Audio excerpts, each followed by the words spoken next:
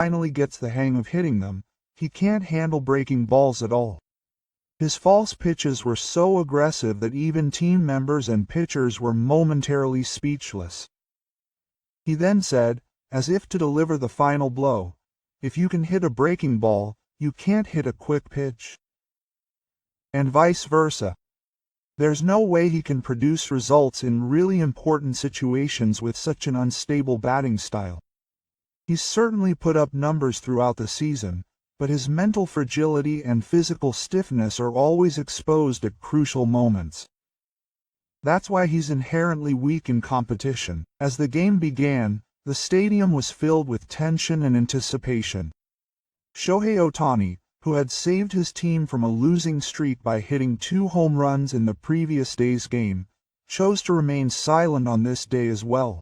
The provocative words hurled by the opposing pitcher, Shibiri, before the game had already become a topic of conversation, but Ohtani showed no reaction at all, simply putting everything into his posture as he took his bat at the plate. In the 6th inning, he calmly assessed the ball and chose the wedge. The accumulation of these first-rate performances, which are not recorded in the records, eventually brought momentum to the team. And then came the 7th inning, with a runner on first base. As the crowd gulped, Ohtani swung without hesitation at a low changeup from a small pitch. The ball raced straight down the right field line and struck the fence at an incredible speed of 184 kilometers per hour. The stadium was silent for a moment before being filled with explosive excitement. The moment Ohtani saw his teammate slide into second class, batter Mookie Betts stepped up to the plate with determination. Voices from the stands told him that this would change the tide of the game, and the players on the bench stood up and cheered him on. Betts was in a tight spot with 2 consecutive second-class hits, but he kept his composure and returned to his teammates. Both players reacted enthusiastically, and the Dodgers finally turned the game around. In that moment, Ohtani had once again saved the team's fortunes with a decisive second-class hit, following his home run against Japan the day before. There was no need to respond directly to the provocative words. He chose to speak with his bat rather than his words, and that one swing conveniently said it all. Many members of the media, including myself, in the press box, were writing with the conviction that this was not a coincidence but a necessity. The Dodger clubhouse after the game was filled with the afterglow of victory and a sense of euphoria. Surrounded by reporters was Mookie Betts. He gave an interview to Sportsnet and began to talk about the story behind the dramatic first in the 7th inning. Betts smiled slightly surprised as he recalled the memory of that time. At that moment, right after Shohei reached Class 2, he returned to the dugout and whispered in my ear, "Don't let the first strike go, and you'll definitely let your guard down if you throw a small one." Those words were not just advice, but were based on keen observation and conviction. They continued to be effective. I believed those words and stepped up to the plate. And as expected, the first pitch came into the strike zone. I didn't swing, but let it go just as he said. When he was in a tight spot on the 2nd and 3rd pitches, Betts' heart was racing. In the midst of that tension, he heard Ohtani's voice echoing from the dugout. "Finish it," he shouted, "Mookie." Let's describe that moment as when all hesitation disappeared. Hearing those words allowed me to fully concentrate. Shohei had seen that Shibiri didn't have the courage to throw a fastball right away, so I focused on breaking balls as well. And when the next ball came, he swung without hesitation, and as you know, the result was a sharp hit that went straight to his teammate, and both players scored home in one go. All I can say is this. Shohei had tested Shibiri many times and had completely seen that he lacked confidence in fastballs. The trust between the two at that time led to this victory. Betts' voice was filled with conviction and gratitude. The moment when their gazes and intuitions crossed decided the outcome of the game. After the game, Chibi, who had been designated the starting pitcher, appeared in the interview area, but his expression was clearly one of irritation and dissatisfaction. When asked by a reporter if Ohtani and Betts had read his mind, he denied it in a loud voice. "It's complete nonsense to say that they read me." Ohtani's second base hit just happened to go into the fair zone after he missed the bat. That was luck, not skill. Chibiri also had strong words for Mookie Betts' game-winning hit. Betts' hit was the same.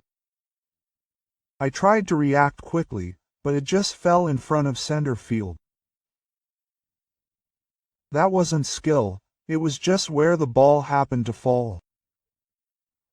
His words showed a hint of frustration that couldn't be hidden. Then Sake turned to the umpire's call. Chibiri continued with a pounding voice. "I'll be honest. The umpire was completely on Ohtani's side today. The sixth inning call. That was clearly a strike. If it had been called correctly, Ohtani would have been defeated right there. Then Betts wouldn't have had a chance." He went on to say that call changed everything. The umpire's call didn't do its job. If such injustice is allowed, it's a question of credibility for the entire league. I unequivocally stated that the umpires should be relieved of their duties immediately. After the game, Dodgers starting pitcher Glasnow appeared at the press conference. His pitching performance, which included no hits and 11 strikeouts in 7 innings, was undoubtedly impressive, but the moment he opened his mouth, his master's attention shifted in a different direction. He was asked what he thought about the harsh criticism that Chibiri had made after the game. Glasnow paused for a moment and then calmly replied, "To be honest, I had been watching Chibiri's face from the bench the whole time. And then I noticed. There was fear in his eyes. It was the expression of someone who couldn't fully believe in his own urgency. It was only natural that Shohei could read that." His voice was calm, yet powerful, as if he was trying to protect his teammates. He also emphasized the 2 hits that decided the game. Ohtani's second base and Betts' RBI hit were by no means coincidental. It was a hit that came after calmly observing the situation and understanding the opponent's psychology. Ohtani is not just a power hitter. He is a player with astonishing destructive power. And Betts can turn extreme pressure into power and produce results. Both of them are truly top-notch. The conversation then turned to the umpire's decision. Glasnow firmly denied that Chibiri had raised his voice and called it unfair. "I think the umpire was excellent today. The ball in question was certainly close, but the call in that situation was reasonable. In fact, Ohtani has been hurt by many mistakes this season, but he has never protested loudly. He has always remained calm. In comparison, Chibiri seems to have simply raised his voice because he cannot accept defeat." MLB took action immediately after the game.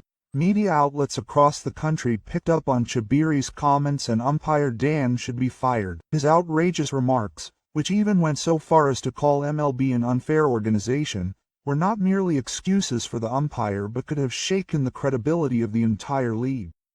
After several hours of debate, officials gathered at the New York headquarters and decided to impose severe punishment. In an official statement, the league announced, "The short pitcher's remarks are not only an unjust insult to the umpire's judgment, but also a serious act that calls into question the fairness of the entire league. We will never tolerate such behavior." The statement suggested a fine of $20,000 and the possibility of a 1-game suspension if he makes any inappropriate remarks in the future. MLB also turned its attention to the Rockies organization. It stated that the organization was responsible for managing the players' remarks and made it clear that it would impose a fine on the team. This demonstrated a strict stance that the responsibility for tarnishing the image of Major League Baseball extends not only to individual players but also to their teams. As a result, the Rockies were fined another $100,000. The aftermath of the Dodgers-Yankees game, which had attracted attention in the United States, spread beyond the broadcast to television studios and newspapers.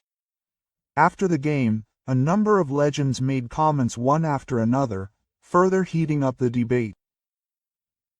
Orel Hershiser, a Dodgers legend who is now also active as a commentator, asserted on the broadcast booth, "Ohtani's double was by no means a coincidence.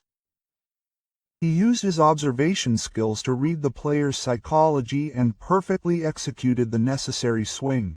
It was not so much talent as a combination of physical strength and strategy as a competitive skill." What came across to the audience was a sound of conviction that went beyond mere praise. Meanwhile, Alex Rodriguez, who once made a name for himself as a starter for the Yankees, had even harsher words on an ESPN program.